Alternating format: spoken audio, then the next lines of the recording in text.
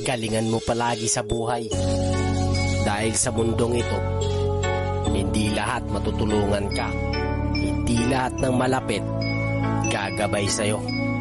Hindi lahat ng kadikit sasamahan ka.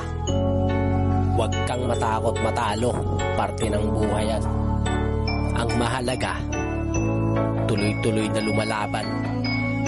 Tulungan mo rin ang sarili mo. Hindi lang para sa'yo, kundi sa mga taong nagmamahal at umaasa sa'yo. Tandaan mo, kapag pagod magpahinga.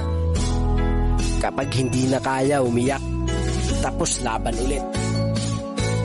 Ganyan talaga ang buhay.